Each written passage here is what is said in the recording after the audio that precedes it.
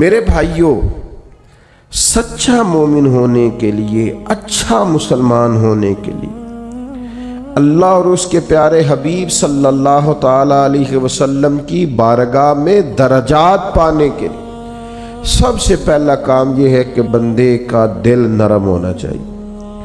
قرآن مجید نے پہلی علامت یہ بیان فرمائی کہ انما المؤمنون الذین اذا ذکر اللہ وجلت قلوبہم، جب ان کے سامنے اللہ کا ذکر کیا جاتا ہے تو ان کے دل ڈر جاتے ہیں۔ لیکن جس کا دل ہی بڑا سخت ہو جائے، قساوت قلبی جس شخص کے پاس ہو، کسی پر رحم نہ آئے، کسی شخص کو اچھا نہ سمجھے، اپنے دل میں کسی کے لیے خیر کے جذبات کبھی اسے میسر ہی نہ ہوں، کبھی اپنی آخرت کی فکر کو لے کر، کبھی اپنے اعمال کو لے کر، کبھی اللہ کی بارگاہ میں حاضری کو لے کر وہ ڈرا ہی نہ ہو، کبھی اسے احساس ہی پیدا نہ ہوا ہو، کبھی اسے خیال ہی نہ آیا ہو۔ میرے بھائی، سب سے پہلی علامت یہ ہے کامیابی کے لیے قرآن مجید نے جو بیان فرمائی کہ دل نرم ہونا چاہیے، رقت قلبی میسر ہونی چاہیے، باطن کا صاف ہونا ضروری ہے۔ اگر دل ہی سخت ہے، سالوں بیت گئے کبھی رونا نہیں آیا، زمانہ گزر گیا کبھی احساس پیدا نہیں ہوا، آپ یقین کریں آہستہ آہستہ کر کے، باتیں سن کے، ماحول دیکھ کے، اور سارا کچھ ہی دولت ہے جی، چھوڑیں جی پیسے ہوں تو سب ٹھیک ہے، وہ سارے ہی دنیا دار ہے، چھوڑیں آپ، ہم نے بڑے پیر دیکھے، ہم نے بڑے مولوی دیکھے، ہم نے بڑے مسلح دیکھے، ہم نے بڑے تربیت کرنے والے دیکھے۔ آہستہ آہستہ یہ جملے بول بول کے ہم نے اپنی طبیعتوں کو نہایت سخت بنا لیا، دل میں کوئی گنجائش نہیں رہی، ہمیں کوئی اچھا نہیں لگتا، ہمیں کوئی مخلص نہیں لگتا، ہمارے رویے اس طرح کے ہو گئے ہیں کہ ہمیں ہر شخص دنیا دار دکھائی دیتا ہے۔ اگر کوئی دن میں 100 آدمی آپ کے سامنے ہاتھ پھیلاتا ہے تو کیا سارے ہی پیشہ ور ہیں؟ کوئی ایک بھی ضرورت مند نہیں، سبھی کے بارے میں طبیعت سخت ہو گئی۔ اگر آپ نے 20 علماء کے بیانات سنے ہیں تو کیا ایک بھی اللہ کے نام پر مخلص ہو کر دعوت دین نہیں دے رہا؟ سب کے بارے میں یہ رویہ ہو گیا، سارے غلط ہیں۔ دل کی سختی دن بدن بڑھتی چلی جا رہی، اور یہ باقاعدہ مرض ہے۔ کچھ بیماریاں باقاعدہ بیماریاں نہیں ہوتی، وہ ویسے تھوڑی بہت بد پرہیزی سے انسان کے وجود میں آتی ہیں کچھ دیر کے لیے، پھر وہ کچھ دیر کے لیے چلی جاتی ہیں۔ آپ کو ڈائریا ہو گیا، آپ کو ہیضہ ہو گیا، تھوڑی دیر کے لیے زکام ہو گیا، تو یہ کوئی باقاعدہ مرض نہیں ہے، یہ موسم کے اوپر نیچے ہونے سے ہو گیا۔ لیکن خدا نہ کرے کسی کو کوئی ایسا مرض ہو جائے جو باقاعدہ مرض ہے، جو جاتا نہیں۔ کچھ بیماریاں باقاعدہ بیماریاں ہوتی، ان کو بیماری سمجھنا چاہیے۔ دل کا سخت ہونا، رویے کا تلخ ہونا، کسی پہ رحم نہ کھانا، کسی سے پیار نہ کرنا، کسی جگہ بھی انسان کا اخلاص نہ پانا، یہ دل کی باقاعدہ بیماری ہے۔ حضرت ذوالنون مصری رحمۃ اللہ علیہ کا ایک قول مجھے بڑا پسند آیا، میں پڑھ رہا تھا۔ حضرت ذوالنون مصری رحمۃ اللہ علیہ فرماتے ہیں کہ جسم کی بیماریوں کا پتہ درد سے چلتا ہے۔ وجود میں درد ہوتا ہے، تکلیف ہوتی ہے تو محسوس ہوتا ہے کہ انسان بیمار ہے، اور فرماتے ہیں اگر دل میں بیماریاں ہونا اس کا پتہ گناہوں سے چلتا ہے، معاذ اللہ۔ جب گناہ پر گناہ ہو اور انسان کو احساس نہ ہو تو باقاعدہ دل بیمار ہو گیا۔ اب اس کو احساس ہی پیدا نہیں ہوتا، اچھی بھلی اس کے سامنے آنکھ کھلی ہے، اس کی فجر کی اذان اس کے سامنے ہوئی ہے، لیکن یہ بالکل لیٹا ہے، بہت سخت بیمار ہو گیا دل۔ 6 لوگ اس کے سامنے سے اٹھ کے ظہر کی نماز کے لیے گئے ہیں، لیکن یہ آرام سے بیٹھا ہے، بیمار ہے اس کا دل۔ اس کے سامنے رو کے کسی نے اپنی ببتا سنائی ہے کہ مجبور ہوں، تکلیف میں ہوں، تنگ دست ہوں، لیکن اس کی بھری ہوئی تجوری ہے۔ اس نے کہا میرے پاس روز بڑے ہی لوگ آتے ہیں، مجھے پتہ ہے کتنے ضرورت مند ہیں، تو دل سخت ہو گیا ہے۔ یہ بیماری ہے۔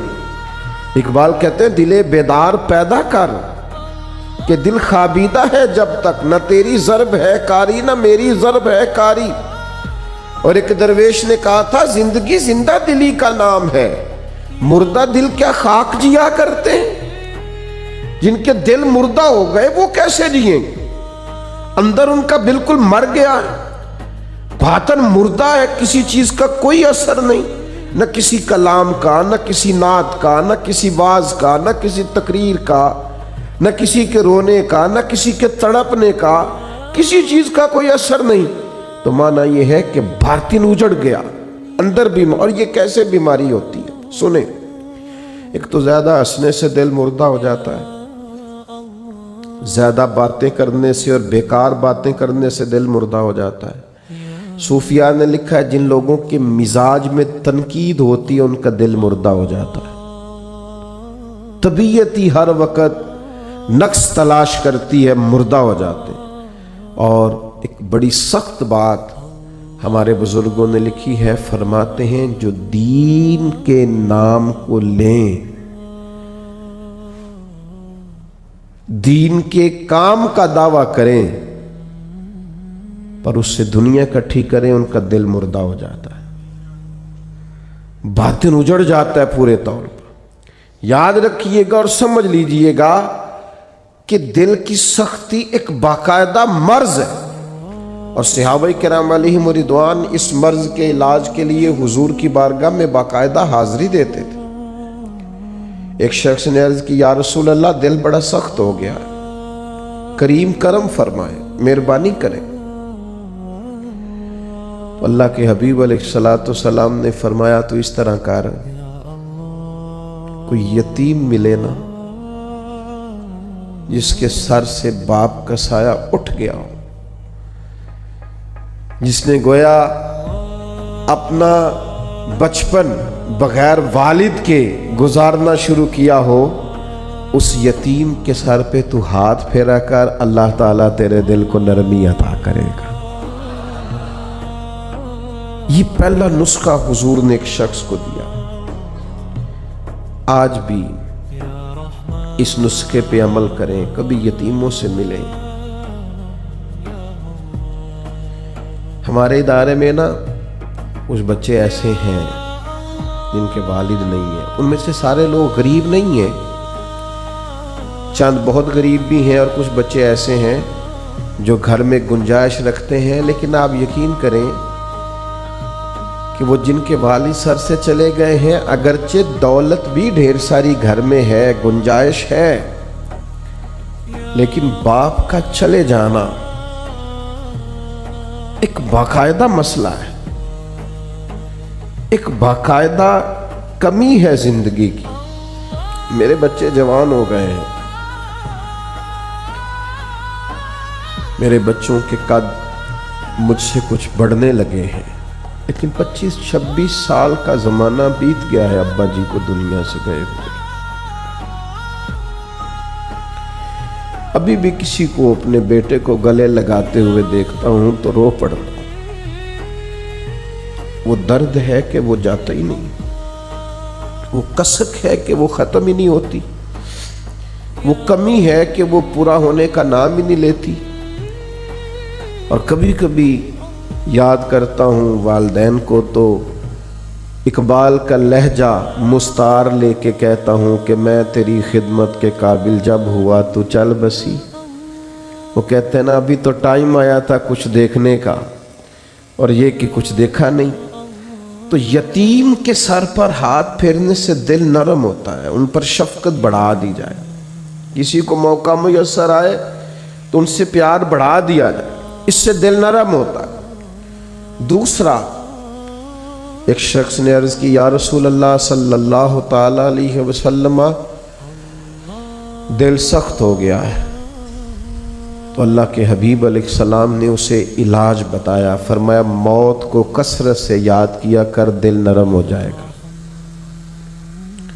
1 منٹ کے لیے سوچا کر، کہ مسجد میں اعلان ہوگا کہ تیرا انتقال ہو گیا، ایک منٹ کے لیے سوچیں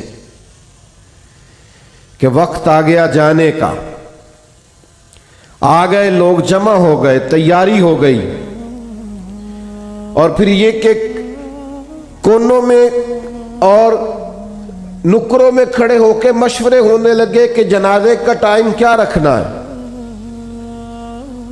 اور پھر یہ کہ تصور میں اس بات کو لانا کہ سبھی موجود تھے اور سب کے سامنے قبر بنائی گئی اور قبر میں رکھا گیا اور قبر کو بند کیا گیا۔ یہ وہ تصور ہے جو دل کو نرم کرتا ہے۔ یعنی وہ اورنگزیب عالمگیر نے دنیا سے جاتے ہوئے کہا تھا کہ میرے دونوں ہاتھ کفن سے باہر نکالنا، لوگوں کو پتا چلے اتنا بڑا فرما روا دنیا سے جا رہا ہے اور خالی ہاتھ جا رہا ہے، کچھ لے کر کے ساتھ نہیں جانا، کچھ بھی۔ یہ تصور جب انسان پکا کرتا ہے نا کہ میں نے جانا ہے، دل نرم ہو جاتا ہے۔ لیکن یہاں جانے کا ارادہ کس کا ہے؟ کوئی پروگرام نہیں۔ جن کی عمریں بہت بڑی بھی ہو گئی ہیں وہ بھی بیماریوں کو سندیسے تو نہیں سمجھتے، وہ بھی کہتے ہیں بس وہ فلاں بد پرہیزی سے مسئلہ ہو گیا۔ یہ تو سندیسے ہیں، یہ تو پیغامات ہیں، یہ تو لوٹ جانے کے بہانے۔ جاگنا ہے جاگ لے افلاک کے سائے تلے، پھر حشر تک سوتا رہے گا خاک کے سائے تلے۔ مرنا ہے، چھوڑنی ہے دنیا، جانا ہے، کسی وقت بھی پیغام اجل آئے گا۔ اور جن کو مر جانا ہو وہ اس طرح نہیں جیا کرتے، وہ مرنے کے بعد کے لیے بھی کچھ تیاری کر کے رکھتے۔ کتنی لمبی زندگی، مثلاً کتنی، آج تو جو 100 سال کا ہو جائے وہ لوگوں کو عجیب لگتا ہے، کہتے ہیں جی ماشاءاللہ 100 سال عمر۔ اچھا جی واقعی؟ یہ تو بڑی بریکنگ نیوز بن جاتی ہے۔ کتنا کچھ جینا ہے۔ موت کا تذکرہ دل نرم کرتا ہے۔ تیسری بات، نبی کریم صلی اللہ تعالی علیہ وسلم سے عرض کیا گیا حضور دل سخت ہو گیا ہے، تو اللہ کے محبوب علیہ السلام نے فرمایا قرآن مجید کی تلاوت کیا کریں، اللہ دل کو نرمی عطا کر دے۔ یہ قرآن مجید نا یہ شفا ہے۔ وَنُنَزِّلُ مِنَ الْقُرْآنِ مَا هُوَ شِفَاءٌ وَرَحْمَةٌ لِّلْمُؤْمِنِينَ، یہ قرآن مجید شفا ہے مومنوں کے لیے، اور ایک مقام پہ فرمایا شِفَاءٌ لِّمَا فِي الصُّدُورِ، یہ دلوں کے لیے شفا۔ آپ جب قرآن مجید پڑھیں گے، تلاوت کریں گے تو دل پاک ہوگا، صاف ہوگا۔ آج میں بڑے شوق سے کلام سنتا ہوں بزرگوں کا، آپ بھی سنتے ہیں۔ میاں صاحب کے کلام کا کیوں اثر ہوتا ہے دل پر؟ کیوں لوگ رونے لگتے ہیں؟ مختلف بزرگوں کی نعتیں سن کر کیوں دل پہ اثر ہوتا ہے، لوگ رونے لگتے ہیں؟ اس لیے کہ ان کے مفاہیم کا ہمیں پتہ ہے۔ قرآن مجید کی تلاوت سن کر کے دل پر اثر کیوں نہیں ہوتا؟ اس لیے کہ ہم نے ترجمے سے سیکھا ہی نہیں۔ اگر کبھی ہمیں اس کے مفہوم کا پتہ چلے تو ہمیں ڈھیر سارا رونا ہے، ہمارا دل صاف ہو جائے، بہت ساری جگہوں پہ چوٹ لگے۔ تو نبی پاک علیہ السلام نے ایک حال دل کی سختی کا قرآن مجید کی تلاوت کو بتایا۔ ایک مقام پہ نبی پاک علیہ السلام نے خود ارشاد فرمایا ہر چیز کو زنگ لگ جاتا ہے، جیسے لوہے کو زنگ لگ جاتا ہے، فرمایا اسی طرح دلوں کو بھی زنگ لگ جاتا ہے۔ دل بھی زنگ آلود ہو جاتے ہیں، دلوں کو زنگ لگ جاتا ہے۔ اور زنگ، یہ غور کریں، یہ دل کا زنگ نا تھوڑا غور کریں تو پتہ ویسے چل جاتا ہے لگا ہوا ہے آج کل کے نہیں۔ کوئی چیز باہر پڑی رہے نا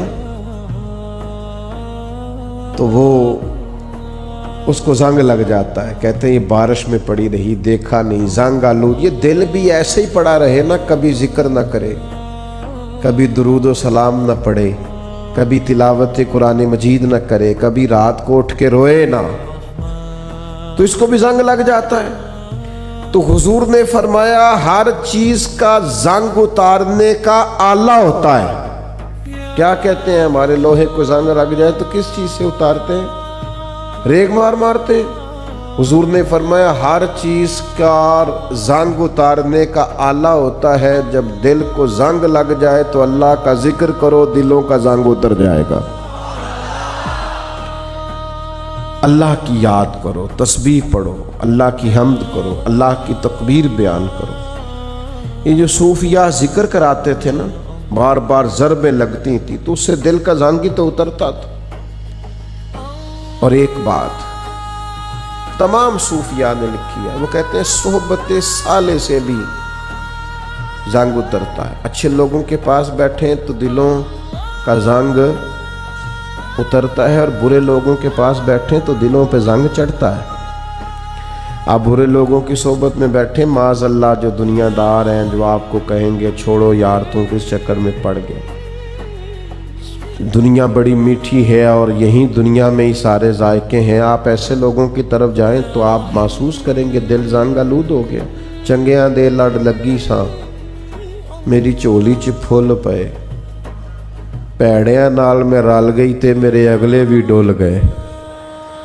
تو یہ بری صحبت جو ہوتی ہے یہ نقصان دیتی ہے۔ تو یہ کچھ علاج ہیں، یہ کریں، اس سے دل کا زنگ دور ہوگا۔ یہ واہ واہ سے بھی زنگ چڑھتا ہے، میرے جیسے لوگوں کی تعریفیں ہوتی ہیں نا، اور یہ بہت بڑی مصیبت ہے، اس سے بھی زنگ چڑھتا ہے۔ اس سے خوشامد، تعریف، مزاج، ہم نے دیکھا ہے۔ امام غزالی فرماتے ہیں جب کوئی علم پڑھنے کے لیے بیٹھتا ہے تو تکبر کا بوٹا لگتا ہے، اور پھر جیسے جیسے وہ علم پڑھتا جاتا ہے وہ پودا جوان ہو کے درخت بنتا جاتا ہے۔ تو یہ دولت ہو، یہ خوبصورتی ہو، یہ علم ہو، یہ کوئی عہدہ ہو، یہ بعض اوقات انسان کو فتنے میں مبتلا کرتے ہیں، دل سخت ہو جاتا ہے، گھٹن پیدا ہوتی ہے۔ دولت، ثروت، اقتدار، یہ چیزیں کساوت قلبی کا سبب بنتی ہیں۔ اور دل کی نرمی کیسے ہوگی؟ قرآن پڑھا جائے، اللہ کا ذکر کیا جائے، موت کو یاد کیا جائے، یتیم کے سر پہ ہاتھ پھیرا جائے، اچھوں کی سنگت اختیار کی جائے، تو دل کا زنگ اتر جاتا ہے۔